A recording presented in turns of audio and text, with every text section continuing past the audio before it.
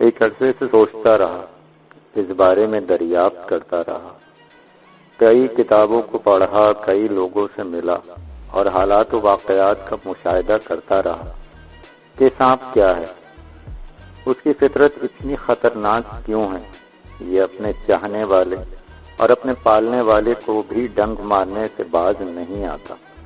اس بارے میں کئی داستانیں، کئی کہانیاں لکھی گئیں، مگر ہر جگہ تشنگی رہی اور میں سانپ کی حقیقت اور اس کی حشر سامانیوں کو نہ پا سکا۔ پھر میں نے اپنی سوچوں، اپنے ذہن کے کونوں میں ایک ناگن دیکھی اور یہ ناگن میرے وجود میں پلتی رہی، میرے ذہن کے دریچوں میں پروان چڑھتی رہی۔ اب سننے والے اس خوبصورت ناگن کو دیکھیں کہ جس نے انسان کا روپ دھارا اور انسانوں کے خون سے پروان چڑھی، انہی انسانوں پر حکمران رہی۔ اسے انسان نے کتنا پیار دیا، کتنا آرام دیا، مگر اس نے انسان اور انسانیت سے وفا نہ کی، اس لیے کہ اس نے انسان کے وجود سے جنم نہیں لیا، اس میں مٹی کی خوشبو اور تاثیر نہ تھی، اس لیے وہ انسان بن کر بھی انسان نہ بن سکی۔ اس پراسرار ناول میں کچھ انسانی کردار بھی آپ کو ملیں گے جن کی فطرت بھی سانپوں جیسی تھی، اور کچھ ایسے بھی ہیں جو رب کائنات کی قائم کی گئی حدود کو نہیں پھیلانتے، اور یوں کامیابی ان کے قدم چومتی چلی جاتی ہے۔ نیکی اور بدی کی جنگ ازل سے شروع ہے اور ابد تک قائم رہے گی۔ آخر حق کو فتح حاصل ہوتی ہے اور باطل شکست خوردہ ہو کر بھاگ اٹھتا ہے، اور پھر نئے ساز و سامان اور مختلف روپ دھار کر سچائی اور حق کو مٹانے آتا ہے۔ ناگن نے بھی سچائی اور حقیقت سے شکست کھائی اور اپنے ازلی انجام کی طرف گامزن ہوئی۔ زخمی زخمی ناگن کا جسم گناہوں کی آگ میں جھلسنے لگا، مگر ابھی اس کا سر کچلا نہیں گیا۔ دیکھیں، بدی اور شیطانی طاقتوں کی علمبردار ناگن شاید پھر پھن اٹھائے، مگر ایمان اور سچائی کی طاقت بھی اس کے سامنے چٹان بن کر کھڑی رہے گی۔ مجھے آپ کے خیالات اور نظریات کا انتظار رہے گا کہ میں اپنی اس کوشش میں کہاں تک کامیاب ہوا۔ آپ کے کامنٹس کا انتظار رہے گا۔ اگر آپ نے اس کہانی کو شروع سے نہیں سنا تو ڈسکرپشن میں آپ کو اس کا لنک مل جائے گا۔ آئیے چلتے ہیں کہانی کے اگلے حصے کی طرف۔ اب شکنتلا ان لوگوں کو گھیرنے کا سوچ رہی تھی، لیکن تھوڑا سا مزید بھاگنے کے بعد اسے چند خیمے نظر آنے لگے۔ وہ ان خیموں کے بارے میں سوچ رہی تھی کہ اسے چند سرکاری اہلکار بھی دکھائی دیے۔ گاؤں کے لوگ اب بھی پکڑو بھاگو جانے نہ پائے ناگن ہے کی آوازیں لگاتے اس کے پیچھے تھے۔ ریاست تابانہ کے مہاراج رام ناتھ گاؤں تکیے سے ٹیک لگائے قالین کے اوپر بیٹھے تھے اور حسین و جمیل کنیزیں انہیں مورچھل جھل رہی تھیں۔ پہرے دار نیزے تھامے اور تلواریں نیام میں لٹکائے خیمے کے دروازے پر مستعد کھڑے تھے۔ مہاراجہ حقہ پی رہے تھے اور ایک کنیز حقے کی نہ سنبھالے بادب بیٹھی تھی۔ مہاراجہ کی طلب پر فوراً نہ آگے کر دیتی۔ دائیں ہاتھ سے مہاراجہ خوبصورت برتن سے کچھ پی بھی رہے تھے اور پیتے ہی آپ خورا بھی دوسری کنیز تھام لیتی۔ خیمے کے اندر 4 کنیزوں کے علاوہ اور کوئی نہ تھا۔ مہاراجہ کی آنکھوں میں نشہ تھا، غالباً شراب نما کوئی چیز نوش فرما رہے تھے۔ تمام کنیزیں انتہائی خوبصورت اور قدر مختصر لباسوں میں تھیں۔ یہ چاروں کنیزیں ہر سفر میں مہاراجہ کے ہمراہ ہوتی۔ آج بھی ریاست تابانہ کے مہاراجہ ہمسایہ ریاست کے نئے راجہ کی رسم تاج پوشی میں شرکت کے بعد اپنے محل میں واپس جا رہے تھے۔ گزشتہ شام شب بصری کے لیے ان کا قافلہ یہاں رک گیا تھا۔ علاقے کے حسن کو دیکھتے ہوئے مہاراجہ نے ایک دن مزید قیام کا حکم نامہ جاری فرمایا تھا۔ نوکروں نے خیمے چاروں طرف لگا دیے تھے، شاہی خیموں کو اپنے جلو میں لے رکھا تھا۔ باہر جا بجا سپاہی گشت کر رہے تھے۔ وادی کے چاروں طرف خوبصورت پہاڑ، درمیان میں ہریالی اور بہتا دریا۔ قابل دید مناظر تھے۔ خیمے کے اندر مکمل خاموشی تھی اور مہاراجہ مے نوشی اور تمباکو نوشی میں مصروف تھے۔ خیمے کے اندر کا یہ سکون اس وقت غارت ہو گیا جب باہر سے بھاگو پکڑو جانے نہ پائے ناگن ہے کا شور بلند ہوا اور پھر باہر سے بہت سے قدموں کی آوازیں آنے لگیں۔ کون بدتمیز ہیں جو ہمارے آرام میں مخل ہو رہے ہیں، مہاراجہ رام ناتھ ماتھے پر بل ڈال کر بولے۔ اسی اثنا میں ایک سپاہی خیمے کے اندر داخل ہوا اور بولا، مہاراج، ایک لڑکی اور چند آدمیوں کو گرفتار کیا گیا ہے۔ آدمیوں کا کہنا ہے کہ یہ لڑکی ناگن ہے اور انسانی روپ اختیار کیے ہوئے ہے، فوراً پیش کرو۔ مہاراجہ نے شراب کا گھونٹ لے کر جام کنیز کے حوالے کرتے ہوئے کہا۔ چند ہی لمحوں میں ایک لڑکی اور 4 مرد نیزوں اور تلواروں کے گھیرے میں مہاراجہ کے خیمے میں داخل ہوئے۔ مہاراجہ نے آنکھ اٹھا کر ان کو دیکھا اور انتہائی کرخت لہجے میں بولے، کیا تم کو شاہی قافلے کا احترام نہیں آتا؟ تم لوگوں کو یہاں غل غبارہ کرنے کی اجازت کیسے ہوئی؟ سرکار، رندھیر بولا، اس لڑکی کو فوراً آگ میں جلا دیجئے، یہ ناگن ہے۔ اس کے ناک کو ہم نے آگ میں جلا دیا ہے، اس کی موت بہت ضروری ہے مہاراج۔ تلک رائے نے ہاتھ جوڑ کر ماتھے پر لگا کر پرنام کرتے ہوئے کہا، عالی جا، یہ بڑی خطرناک ہے اور ناگن ہے۔ میں گاؤں کا سرپنچ تلک رائے ہوں، میں اس بات کا گواہ ہوں۔ بکواس بند کرو، تم بتاؤ لڑکی۔ مہاراج نے پہلی بار شکنتلا کو بھرپور نظروں سے دیکھا اور ایک لمحے کو ساکت رہ گئے۔ بھرے بھرے جسم، دراز قد، کھلی زلفیں، سفید باریک ساڑی جس پر تیل گرنے سے ساڑی جسم سے چپک کر رہ گئی تھی، بڑی بڑی آنکھیں جن سے آنسو روا تھے۔ لڑکی ہاتھ جوڑے کھڑی تھی، مہاراج کو مخاطب ہوتے ہوئے فوراً آگے بڑھی اور مہاراج کے قدموں کو چھوتے ہوئے زار و قطار روتے ہوئے کہنے لگی، مائی باپ یہ سب جھوٹ بولتے ہیں، میں ناگن نہیں، مظلوم عورت ہوں۔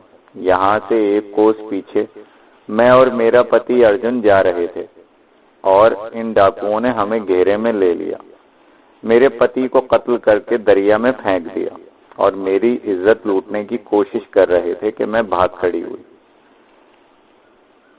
میرے بھاگ اچھے تھے کہ آپ کا قافلہ راستے میں مل گیا اور آپ میرے لیے رحمت کا فرشتہ بن گئے۔ آپ کے حضور پیش ہونے سے میں ان ظالموں سے بچ گئی۔ میں جب اپنی عزت بچانے کے لیے بھاگی تو ان لوگوں نے کہیں سے تیل لا کر مجھے جلانے کی کوشش کی، میری سہایتا کیجیے۔ شکنتلا زور زور سے رو رہی تھی اور اس کی خوبصورت آنکھوں سے آنسوں کی جھری رواں دواں تھی۔ مجھے اپنی پناہ میں لے لیجیے مہاراج، یہ ظالم لٹیرے ہیں، نہ جانے ہم جیسے کتنے لوگوں کو لوٹ چکے ہیں، انہیں پھانسی دے دیجیے۔ مہاراج، میں سارا جیون آپ کی باندی بن کر رہ جاؤں۔ مہاراج اس حسن کی مورتی کو یک تک دیکھتے رہے اور سوچ رہے تھے کہ میں نے نامعلوم کتنی کلیوں کا رس چوسا ہے، لیکن اس لڑکی کا حسن تو سب سے جدا ہے۔ پھر رندھیر وغیرہ کی طرف منہ کر کے بولے، خبیثوں، ایک معصوم کنیا پر اتنا بڑا الزام لگاتے ہوئے تمہیں شرم نہیں آتی؟ مہاراج، رام تلک تھر تھر کانپتے ہوئے بولا، ہم سچ کہہ رہے ہیں، ہمارے گاؤں کے لوگوں سے پوچھ لیجئے، یہ اصلی ناگن ہے۔ چپ کتے، آگے سے زبان چلاتا ہے، تجھے معلوم نہیں کہ تو اس سمے کس کے سامنے کھڑا ہے؟ مہاراج غصے سے مٹھیاں بھیجتے ہوئے اٹھ کھڑے ہوئے اور ان کے ساتھ ہی تمام کنیزیں اپنے باریک لباس سنبھالتی ہوئی تیزی سے کھڑی ہو گئیں۔ لے جاؤ ان بدماشوں کو اور اس لڑکی کو بھی الگ بند کر دو، ہم اپنے محل میں جا کر ان کا فیصلہ کریں گے۔ اور پھر سپاہی شکنتلا، رندھیر، تلک رائے، کرم سنگھ اور ایک اور نوجوان کو گھسیٹتے ہوئے لے گئے اور مہاراج رام ناتھ ایک گاؤں تکیے سے ٹیک لگا کر نیم دراز ہو گئے۔ مہاراج کو نیند نہیں آ رہی تھی، آدھی رات ہونے والی تھی۔ حرم کی سب سے خوبصورت کنیز کوشیلا رام ناتھ کے پہلو میں دراز تھی، لیکن مہاراج ابھی تک باوجود کوشش کے سو نہ سکے تھے۔ ان کو رہ رہ کر وہ لڑکی یاد آ رہی تھی جس کو کچھ دیہاتیوں نے ناگن سے تشبیہ دی تھی۔ مہاراج رام ناتھ کے حرم میں سینکڑوں کنیزیں تھیں جو کہ حسن میں ثانی نہ رکھتی تھیں، لیکن ناگن بتائی جانے والی لڑکی کی بات ہی کچھ اور تھی۔ اب مہاراج سوچ رہے تھے کہ وہ اگر واقعی ناگن تھی تو اب تک سانپ کی شکل اختیار کر کے بھاگ چکی ہوگی۔ یہ سوچ کر انہوں نے مورچھل جھلتی کنیز کو بلایا۔ پونم، پہرے دار کو بلاؤ۔ جی اچھا۔ پونم سر تسلیم خم کرتے ہوئے خیمے سے باہر چلی گئی اور چند ہی لمحوں بعد پہرے دار حاضر ہو گیا۔ جی مہاراج، قدرے جھکتے ہوئے اس نے سوالیہ نظروں سے پوچھا۔ مہاراج نے اسے قریب بلاتے ہوئے کہا، آج دن کو چند دیہاتیوں کے ساتھ ایک لڑکی بھی گرفتار کی گئی تھی۔ جی سرکار، پہرے دار نے مؤدب ہو کر کہا۔ اس لڑکی کو ہمارے حضور پیش کیا جائے، مہاراج نے بے نیازی سے کہا، اور پہرے دار باہر نکل گیا۔ شکنتلا کے ہاتھ اور پاؤں رسیوں سے کس کر اسے خیمے کے مستول کے ساتھ باندھ دیا گیا تھا، جہاں بندھے ہوئے اب اسے ساری رات ہو گئی تھی۔ وہ چاہتی تو اب تک فرار ہو چکی ہوتی، وہ سانپ بن کر نکل سکتی تھی، لیکن اس کا ذہن کچھ اور پروگرام بنا رہا تھا۔ ارجن کی موت کا منظر اس نے اپنی آنکھوں سے دیکھا تھا۔ کتنی بے بسی کی موت مرا تھا ارجن۔ اسے تو شکنتلا کے دھوکے میں قتل کر دیا گیا تھا۔ شکنتلا خود بھی بڑی مشکل سے اپنی جان بچا پائی تھی۔ ابھی تو ارجن نے انسانی زندگی کا صحیح مزہ بھی نہ چکھا تھا کہ ظالم انسانوں نے اسے مجھ سے چھین لیا۔ پورے گاؤں کے لوگ اس کے قتل میں ملوث تھے۔ یہ لوگ معافی کے قابل نہ تھے۔ شکنتلا جان بوجھ کر ان کو آبادی سے دور لا رہی تھی تاکہ ان سے اپنا انتقام پورا کر سکے، لیکن اب مہاراجا کے اہلکاروں کے پاس آ کر اس نے اپنی سوچ تبدیل کر لی تھی۔ وہ سوچ رہی تھی کہ ناتھ تو مر گیا، اب اس کا انتقام اور اپنی آئندہ زندگی کے بہترین نتائج کے لیے اس کا کسی شاہی محل میں ہونا ضروری ہے۔ شاہی زندگی آرام دہ اور پرتعیش ہوتی ہے، اور وہ ناتھ کا انتقام اور اپنے لیے انسانی خون حاصل کر کے بھی مکمل طور پر محفوظ رہے گی۔ یہی سب باتیں سوچ کر وہ قید سے فرار نہ ہوئی تھی تاکہ مہاراجا کو اپنے مظلوم اور ناگن نہ ہونے کا یقین دلا سکے، اس کے دل میں اپنا گھر بنا سکے۔ اسے یقین تھا اس کا حسن اس قدر سحر انگیز ہے کہ مہاراجا اسے نظر انداز نہ کر سکیں گے۔ اس وقت رات آدھی ہو چکی تھی اور وہ خاموشی سے خیمے کے اندر مستول کے ساتھ بری طرح جکڑی ہوئی تھی۔ باہر پہرے دار موجود تھے اور شکنتلا صبح کا انتظار کر رہی تھی تاکہ مہاراجا اپنے محل میں جا کر اسے طلب کریں اور وہ انہیں اپنی بے گناہی کا یقین دلا سکے۔ اسی وقت قدموں کی چاپ ابھری اور دو سرکاری اہلکار تلواریں سونتے اندر داخل ہوئے اور اسے کھولنے لگے، اور اس کی رسیاں کھولنے کے بعد اسے آگے کو دھکا دیا۔ بھاگنے کی کوشش کی تو سر تن سے جدا کر دیا جائے گا، ایک سپاہی نے اسے تنبیہ کرتے ہوئے کہا، اور شکنتلا اپنی کلائیاں سہلاتے ہوئے ان کے آگے آگے چل پڑی۔ دونوں سپاہی شکنتلا کو مہاراجا کے خیمے میں چھوڑ کر جا چکے تھے۔ خیمے کے اندر 3 لالٹین جل رہی تھی۔ مہاراجا خوبصورت ریشمی بستر پر دراز تھے۔ کوشیلیا بھی پہلو میں لیٹی سو رہی تھی۔ باقی کنیزیں با ادب کھڑی مہاراجا کی طرف سے اجازت پا کر جانے کے انتظار میں تھی۔ شکنتلا مہاراج کی پائیتی نظریں جھکائے الٹے ہاتھ کے ناخن دانتوں میں آہستہ آہستہ کتر رہی تھی۔ سنو لڑکی، کیا یہ بات سچ ہے کہ تم ناگن ہو؟ مہاراجا گمبھیر لہجے میں بولے۔ جہاں پناہ یہ سب جھوٹ ہے، میں تو ایک مظلوم لڑکی ہوں۔ ان لٹیروں نے میری عزت لوٹنے کی کوشش کی تھی اور مزاحمت کرنے پر میرے پتی کو مار ڈالا، اور مجھے بھی تعاون نہ کرنے کی پاداش میں زندہ جلا دینا چاہتے تھے۔ اگر میں ناگن ہوتی تو کیا اب تک سانپ بن کر فرار نہ ہو چکی ہوتی؟ شکنتلا نے آنکھوں میں آنسو بھر کر مہاراجا کی طرف دیکھا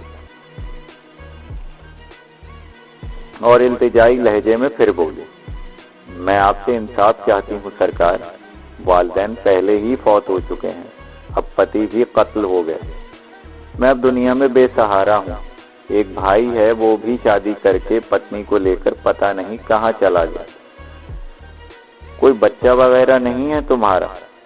نہیں مہاراج، ابھی تو میری شادی کو چند دن ہی ہوئے تھے اور میں اپنے پتی کے ساتھ دہرادون جا رہی تھی، اگر تمہیں آزاد کر دیا جائے تو کہاں جاؤ گی؟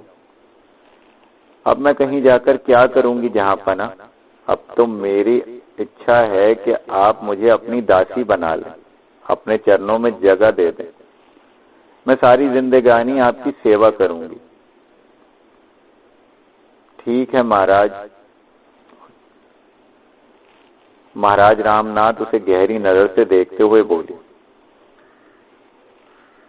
یہ لڑکی انہیں پہلی نظر میں ہی بھا گئی تھی اور وہ اسے اپنی کنیز بنانے کا فیصلہ کر چکے تھے، اب تو یہ لڑکی خود بھی یہی چاہتی تھی۔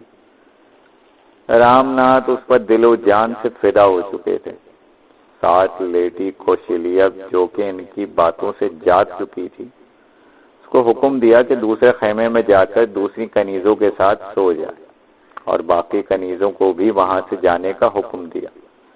تمام کنیزیں سر جھکائے خاموشی سے باہر نکل گئیں، البتہ کوشلیہ نے جاتے ہوئے شکنتلا کو بھرپور نظروں سے دیکھا۔ ادھر آؤ، بیٹھ جاؤ، مہاراج نے اسے ہاتھ کے اشارے سے قریب بلایا اور وہ چھوٹے چھوٹے قدم اٹھاتی مہاراج کے قریب بستر پر بیٹھ گئی۔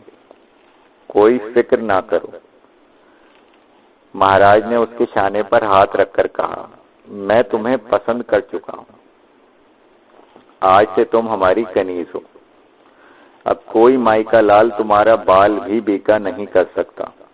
شکنتلا نے ڈبڈبائی ہوئی آنکھوں سے مہاراج کی آنکھوں میں دیکھا اور پھر باقاعدہ رام ناتھ کے قدموں میں گر پڑی اور اپنا سر ان کے پیروں سے لگا دیا۔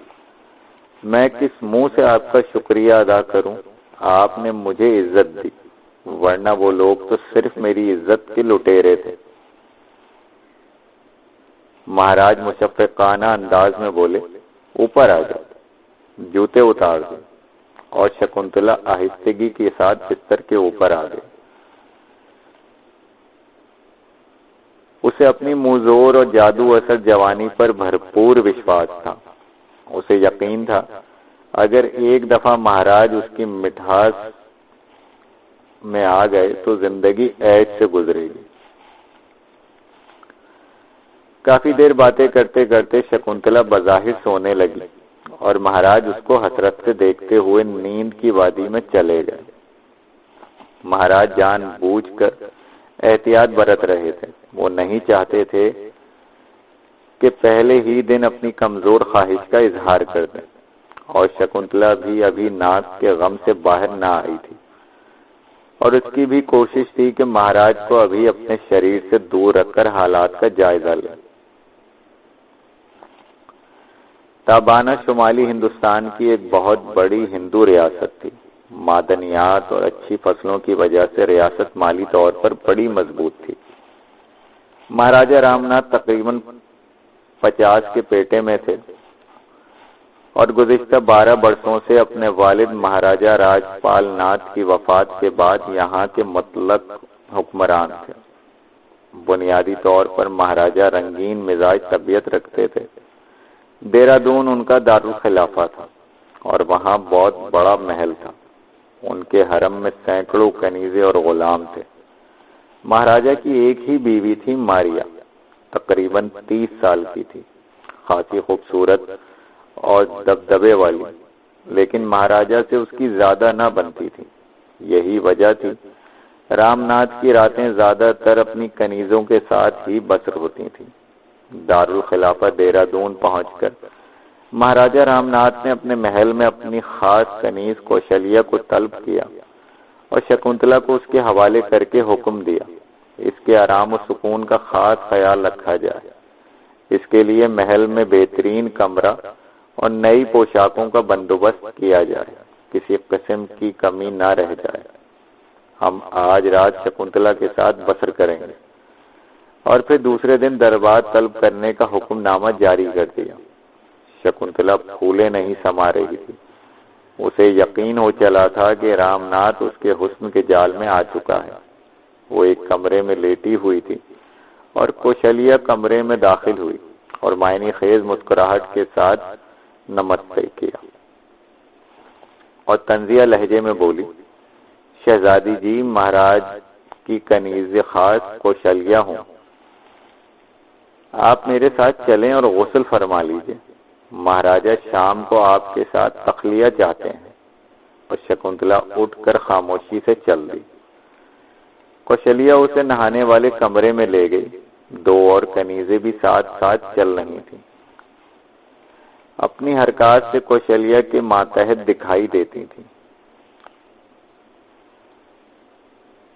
تھوڑی ہی دیر بعد شکنتلا گرم پانی اور بہترین صابن سے غسل کر رہی تھی۔ اسے بڑا مزہ آ رہا تھا، لیکن جیسے ہی اس نے اپنے سامنے دیکھا تو اس کا دل اچھل کر حلق میں آ گیا۔ اس کے اوپر کی سانس اوپر اور نیچے کی نیچے رہ گئی۔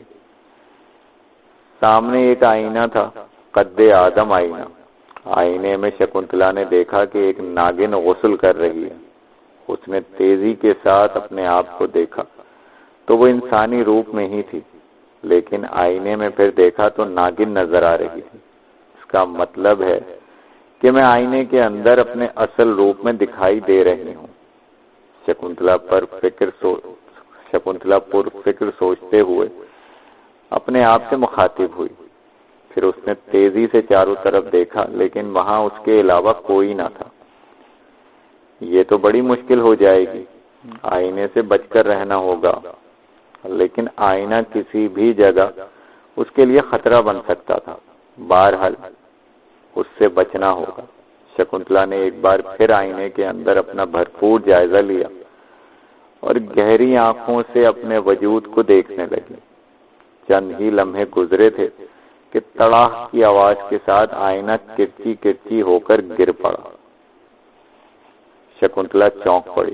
اس کا مطلب یہ ہوا کہ ابھی تک اس کے وجود کے اندر چھپی ہوئی کمزوریاں اور صلاحیتیں مکمل طور پر سامنے نہ آئی تھیں۔ اب وہ جلدی جلدی غسل کر کے باہر آ گئی، جہاں کنیزیں اس کی منتظر تھیں۔ وہ اسے کمرہ خاص میں سنوارنے کے لیے لے گئیں۔ پہلے اس کو انتہائی قیمتی لباس پہنایا گیا، پھر شاہی جوتے پہنائے گئے، ہونٹوں پر لالی، آنکھوں میں ڈورے کھینچے گئے۔ شکنتلا کو بال بال موتی پروئے گئے، عطر و خوشبو کا چھڑکاؤ کیا گیا۔ خوبصورت تو وہ پہلے ہی تھی، اب وہ حسین عالم اور شاہی سنگار سے اس کا روپ اپنی جولانیوں پر آ گیا۔ تمام کنیزیں اس کو حسرت بری نگاہوں سے دیکھ رہی تھیں۔ پھر شکنتلا کو شاہی حجرہ عروسی میں پہنچا دیا گیا۔ دوپہر کا پرتکلف کھانا کھلا کر کوشلیہ کہنے لگی، شکنتلا اب تم آرام کرو۔ اور پھر دو کنیزیں اسے مورچھل جھلنے لگی۔ شکنتلا شہزادیوں کی مانند گاؤں تکیے سے ٹیک لگا کر آنکھیں موند کر نیم دراز ہو گئی۔ کمرہ خاص کشادہ ہونے کی وجہ سے ٹھنڈا بھی تھا۔ سانپ کی حیثیت سے اسے سونے کی طلب نہ ہوتی تھی، تاہم اپنی مرضی سے وہ جب چاہے سو سکتی تھی۔ اب اسے ارجن یاد آنے لگا۔ اس کی موت سے شکنتلا بہت دکھی تھی۔ اس کا دل اس بات کو تسلیم نہ کر رہا تھا کہ ارجن مر چکا ہے۔ وقت نے اسے مہلت ہی نہ دی تھی کہ وہ اس کی لاش کو ہی دیکھ لیتی۔ رفتہ رفتہ اس کا دکھ انتقام میں بدلنے لگا۔ وہ سوچنے لگی کہ میں ذرا با اختیار ہو لوں، رندھیر کے گاؤں کی اینٹ سے اینٹ بجا دوں گی، گاؤں کے ایک ایک آدمی کو تڑپا تڑپا کر نہ ماروں تو میرا نام شکنتلا نہیں۔ یہی سوچتے سوچتے اس کی آنکھ لگ گئی۔ پھر اسے محسوس ہوا کوئی آہستگی کے ساتھ اس کا پاؤں ہلا رہا ہے۔ اس کی آنکھ کھل گئی۔ ایک کنیز اس کے پاؤں کا انگوٹھا آہستہ آہستہ سہلا رہی تھی۔ اٹھیے سرکار، خاصی شام ہو گئی۔ کنیز نے انتہائی ادب سے اسے مخاطب کیا اور وہ ایک انگڑائی لے کر اٹھ بیٹھی۔ ایک بار پھر خدمت گزاری شروع ہو گئی۔ اسے شام کی چائے اور ہلکی پھلکی غذا دی گئی۔ پھر اسے منہ ہاتھ دھلا کر نئے سرے سے اس کا بناؤ سنگھار کیا گیا۔ اس کے بعد چہل قدمی کے لیے محل کے باغ میں لے جایا گیا، جہاں چاروں طرف پھول اپنی بہار دکھا رہے تھے۔ نرم نرم گھاس پر وہ ننگے پاؤں کچھ دیر ٹہلتی رہی۔ باغ کے عین وسط میں خوبصورت فوارے نصب تھے۔ ایک طرف چھوٹی سی آبشار بنائی گئی تھی۔ کنیزیں اس کے پیچھے پیچھے اس کا بھاری لباس ہاتھوں سے سہارا دیتے ہوئے چل رہی تھی۔ شکنتلا کو یہ سب کچھ بہت اچھا لگ رہا تھا اور وہ اپنے آپ کو ایک ملکہ تصور کرنے لگی۔ اب اندھیرا چھانے لگا تھا۔ کچھ دیر باغ کی سیر کرنے کے بعد اس کو واپس اپنے کمرے کی طرف لے جایا گیا۔ طویل برآمدے سے گزر کر وہ واپس اپنے کمرے کی طرف آنے لگی۔ جا بجا حبشی غلام مستعد کھڑے تھے۔ غلام اور کنیزیں آ جا رہے تھے۔ وہ جس راستے سے گزرتی سب سر کو جھکا لیتے۔ شکنتلا گردن آہستہ آہستہ فخر سے بلند کرنے لگتی۔ اسے محسوس ہو رہا تھا کہ مہاراجا نے اس کے بارے میں کوئی خاص ہدایت جاری کر رکھی ہیں، اس لیے اسے اتنا اہم درجہ دیا جا رہا ہے۔ وہ واپس اپنے کمرے میں آ گئی اور اپنے اطلس و کم خواب کے بستر پر تکیے سے ٹیک لگا کر بیٹھ گئی۔ کنیزیں خدمت کے لیے مستعد کھڑی تھی۔ تمہارا کیا نام ہے؟ اس نے اپنے دائیں کھڑی کنیز سے پوچھا۔ جی میرا نام پونم ہے، میں مہاراجا کی خاص کنیزوں میں سے ہوں۔ اور تمہارا؟ اس نے بائیں طرف والی لڑکی سے سوال کیا۔ جی میرا نام کملا ہے۔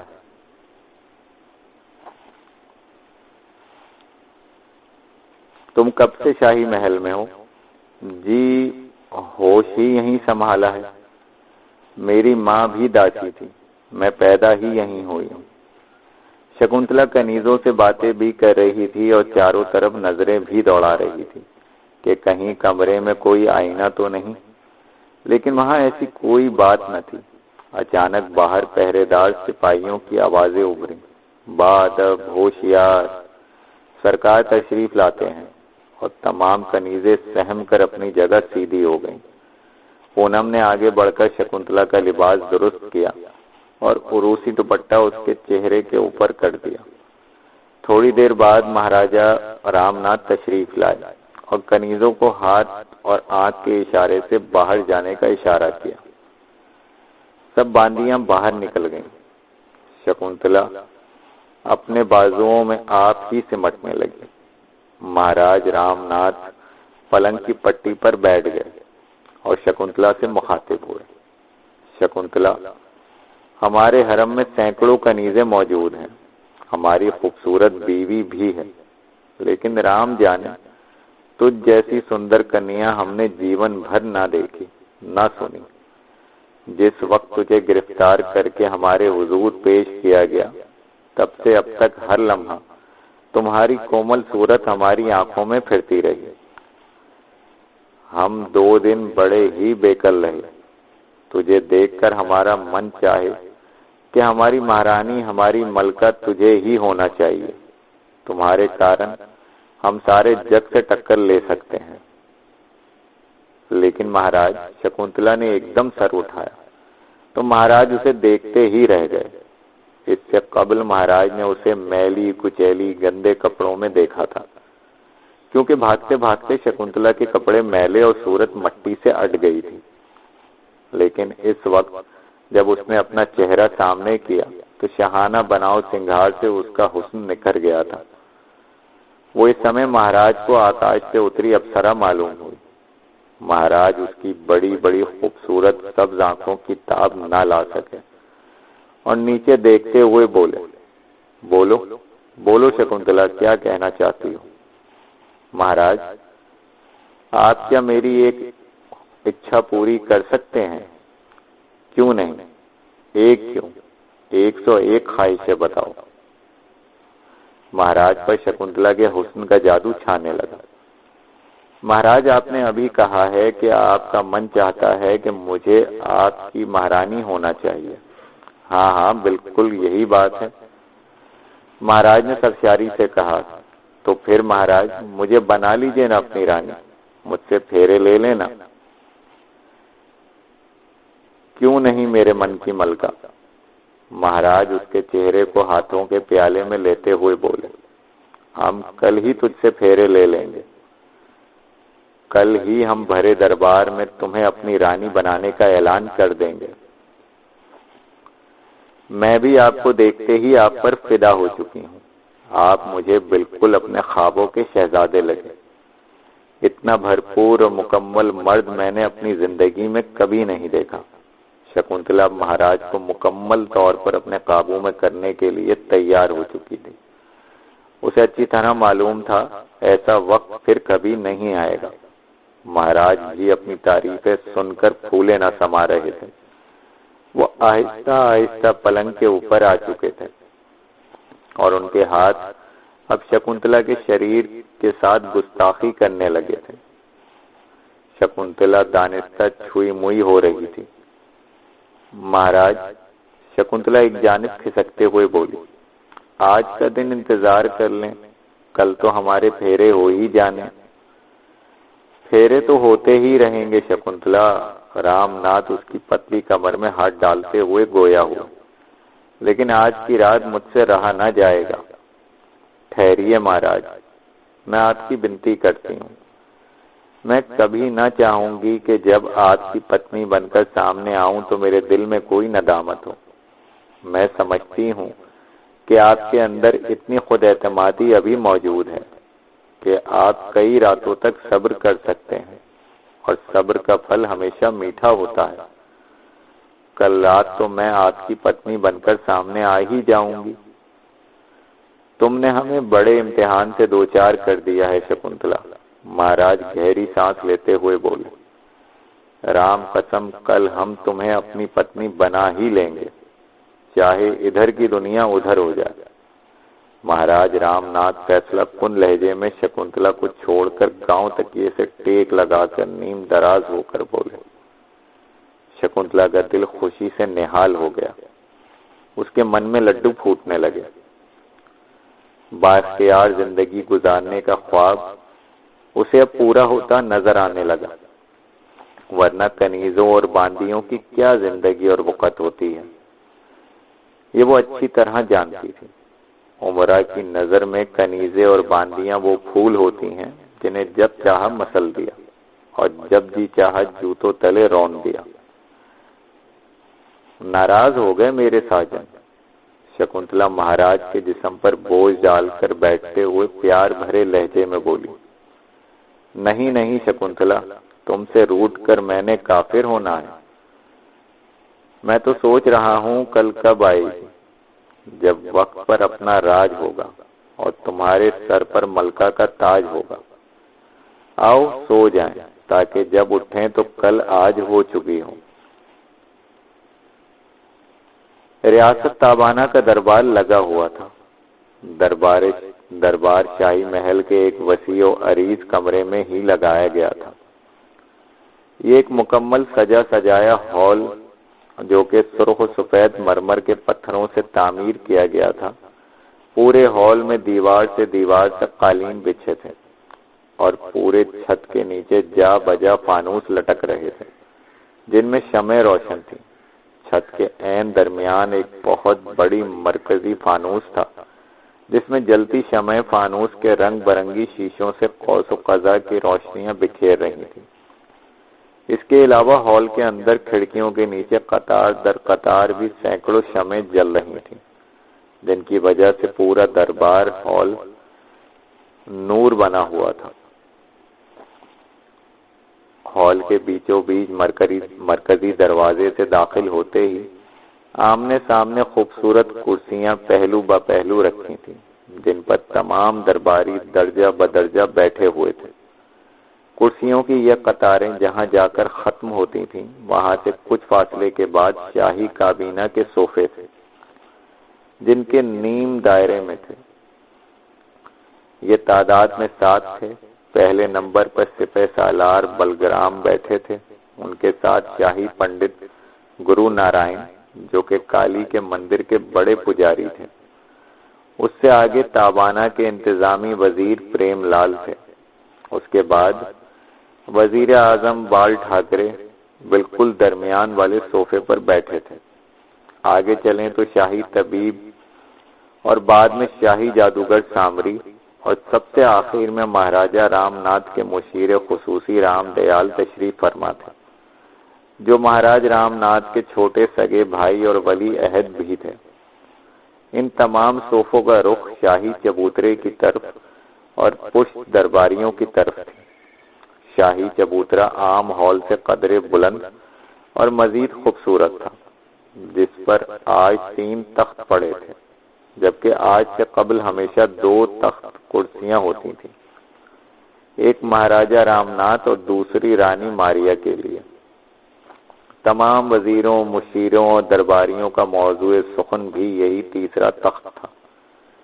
شاہی چبوترے کی 3 تخت ابھی تک خالی تھے۔ شاہی چبوترے کے پیچھے ایک بہت بڑا بھاری پردہ لٹک رہا تھا۔ مہاراجہ اور رانی کی آمد ہمیشہ اس پردے کی اوٹ سے ہوتی تھی۔ تمام پہرے دار اور سرکاری اہلکار اپنی اپنی جگہ پر چاقو چوبند کھڑے تھے کہ اچانک شاہی چوبدار کی گرجدار آواز ابھری، بادب ہوشیار، ریاست تابانہ کے مہاراجہ عزت مآب ذلِ الہی رام ناتھ تشریف لاتے ہیں۔ چوبدار کی آواز مناسب وقفے سے 3 بار ابھری۔ تیسری آواز کے چند ہی لمحے بعد شاہی چبوترے کے پیچھے لگا پردہ ہلا اور زرق برق لباسوں میں ملبوس 2 کنیزیں برآمد ہوئیں اور پردے کے دائیں بائیں ہو کر فوری طور پر پردے کی آخر میں جانے لگی اور ڈوریاں کھینچنا شروع کر دیں۔ اب پردے کے دونوں حصے مخالف سمت ہٹنے لگے اور آدھے سے زیادہ پردہ ہٹ جانے کے بعد مہاراجہ اور رانی ماریا شاہی لباسوں میں پوری تمکنت کے ساتھ چلتے ہوئے آئے۔ دونوں کی پشت پر 2 کنیزیں تھیں جو ان کے بھاری لباس کو سنبھالے ہوئے تھیں۔ دونوں خرامہ خرامہ چلتے ہوئے آئے۔ مہاراجہ درمیان والے تخت پر اور رانی بائیں والے تخت کی جانب بڑھ گئی۔ ان کی آمد کے ساتھ ہی پورا دربار احتراماً کھڑا ہو گیا۔ پورے ہال میں سناٹا چھایا تھا۔ سانسوں کی آوازیں بھی نہیں آ رہی تھی۔ سوئی بھی گرے تو آواز ابھرے کے مزداق خاموشی طاری تھی۔ مہاراج رام ناتھ نے خود بیٹھنے کے بعد دونوں ہاتھ پھیلا کر نیچے کی جانب جھکائے۔ تمام لوگ آہستگی سے اپنی جگہوں پر بیٹھ گئے۔ رانی ماریا کا چہرہ بناؤ سنگھار کے باوجود ستا ہوا تھا اور آنکھیں یوں سوج رہی تھیں جیسے وہ روتی رہی ہوں، اور پلکوں کے بھیگے گوشے ہر شخص محسوس کر رہا تھا اب مہاراجہ رام ناتھ دربار سے گویا ہوا۔ آج کا یہ غیر معمولی دربار بلانے کا صرف ایک ہی مقصد ہے کہ ہم سب کو بتا دینا چاہتے ہیں کہ ہم نے دوسری شادی کرنے کا فیصلہ کر لیا۔ مبارک سلامت پورے ہال سے شور و غل بلند ہوا۔ مہاراج نے ہاتھ کے اشارے سے سب کو خاموش کیا اور گفتگو جاری رکھتے ہوئے بولے، آج اور اسی وقت شادی کی رسوم ادا کی جائیں گی۔ وزیر اعظم بال ٹھاکرے یہ سن کر کھڑے ہوئے اور پنڈت گرو نارائن کو رسوم کی ادائیگی کا حکم دیا۔ کچھ ہی دیر میں تمام انتظامات مکمل کر لیے گئے۔ اب باری تھی نئی رانی اور رام ناتھ کی ہونے والی دلہن کی آمد کی۔ رام ناتھ مہاراج کی اجازت کے بعد چوبدار کی آواز پھر بلند ہوئی، بادب ہوشیار، ریاست تابانہ کی نئی رانی شکنتلا تشریف لاتی ہیں۔ اس کے چند لمحوں کے بعد پردے کے پیچھے سے دلہن آتی نظر آئی۔ شکنتلا اس وقت سرخ رنگ کے غرارے میں ملبوس تھی۔ 1 درجن سے زائد باندیوں کے جلو میں لمبا گھونگھٹ نکالے آ رہی تھی۔ کوشلیا نامی مہاراج کی کنیز خاص چلنے میں شکنتلا کی رہنمائی کر رہی تھی اور اس کے ساتھ چلتی ہوئی تخت تک آئی۔ شکنتلا کو تخت پر بٹھا کر اس کا لباس درست کرنے اور سنبھالنے لگی۔ دربار میں ایک بار پھر مبارک سلامت کے جملے بلند ہوئے اور مہاراج کے اشارے سے خاموشی چھا گئی۔ تقریباً 2 گھنٹے تک پنڈت گرو نارائن کے زیر ہدایت شادی کی رسوم جاری رہی۔ رام ناتھ اور شکنتلا کے 7 پھیرے آگ کے الاؤ کے گرد مکمل ہوئے۔ اس دوران تمام وقت رانی ماریا خاموشی سے گم سم بیٹھی رہی اور اب باری تھی نئی رانی کے دیدار اور مکھ دکھلائی کی۔ مہاراجا رام ناتھ نے آگے بڑھ کر دونوں ہاتھوں سے شکنتلا کا گھونگھٹ اٹھایا۔ شکنتلا کا پریوں جیسا حسن اور رنگ و روپ دیکھ کر پورے دربار کو سانپ سونگ گیا۔ وزیر اعظم، سپہ سالار، پنڈت اور دیگر اعلیٰ عہدیداروں سمیت سبھی لوگ انگشت بدنداں رہ گئے اور لگے مہاراجا کے ذوق کی داد دینے، لیکن شاہی جادوگر سامری ان سب سے الگ یکٹک آنکھیں سکیڑے رانی شکنتلا کو دیکھ کر گہری سوچ میں ڈبکیاں لگا رہا تھا۔